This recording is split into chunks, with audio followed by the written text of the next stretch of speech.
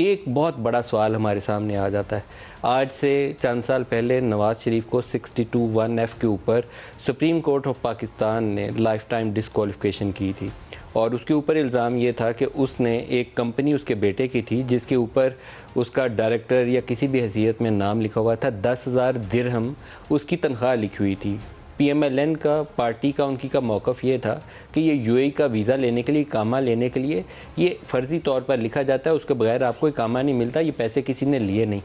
Supreme court ने उस accounts receivable कि ये अकाउंट्स रिसीवेबल है, ये पैसा नवाज शरीफ को मिलना था, तनख्वाह ली नहीं हुई। ये नहीं कहा कि 10,000 दिरहम जेब में डाल के छुपा के ले गया था। उन्होंने कहा ये रिसीवेबल था, तो रिसीवेबल भी बाय लॉ एसेट बन जाता है। ब्लैक लॉ डिक्शनरी का हवाला दिया और कहा कि ये सादिक और अमीन नहीं रहा क्योंकि इसने 10,000 दिरहम छुपा लिए हैं। यहाँ सवाल उठ जाता है इमरान खान की ज़ात के ऊपर, जिनको सादिक और अमीन का सर्टिफिकेट साकिब निसार साहब ने दिया था, तो वो सदाकत और अमानत दोनों के ऊपर सवाल उठ गया है क्योंकि इलेक्शन कमीशन ऑफ पाकिस्तान ने कहा है कि एज़ पार्टी चेयरमैन जो इन्होंने डिक्लेरेशन दी है वो गलत हैं, झूठे हैं, वो दुरुस्त नहीं है, हक़ाइक़ के ऊपर मबनी नहीं है। डिक्लेरेशन गलत हो गए, सदाकत ख़त्म हो गई, गैर मुल्की ममनुआ फ़ंडिंग ले ली, दूसरा इशू आ गया। तो दोनों के ऊपर अगर 62(1)(f इसका सवाल उठ जाए फिर क्या होगा? और वो सवाल उठ गया हमारे बात करते करते इलेक्शन कमीशन ऑफ पाकिस्तान के सामने कोई पहुँच गया कि 62(1)(f के ऊपर डिस्क्वालिफिकेशन की जाए। क्या करनी चाहिए?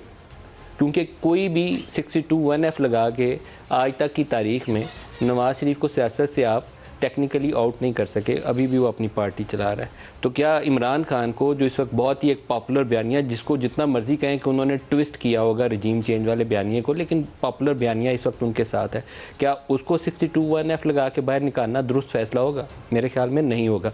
हल क्या निकलेगा? क्योंकि एक लीगल मैटर है और तलवार इस वक्त इमरान खान के सर के ऊपर है। इसी चीज़ को सेलिब्रेट उन्होंने किया था जब नवाज़ शरीफ के ऊपर 62(1)(f लगी थी।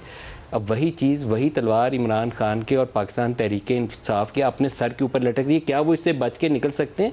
लीगल मैटर, टेक्निकल मैटर, अदालतों के सामने जाना पड़ेगा और मेरा उनको मशवरा होगा कि इसको संजीदा लें, पनामा की तरह नॉन सीरियस मत लें, कोई कतरी ख़त पेश मत करें। जिस तरह इस रिपोर्ट के अंदर नज़र आता है कि एक जगह पे डिक्लेरेशन दिया गया है उसका आरिफ नकवी का, वो शख्स मुतनाज़ा शख्स है जिसके ऊपर इंटरनेशनल मनी लॉन्ड्रिंग की तहकीकात जारी हैं अमेरिका के अंदर, यूरोप के अंदर।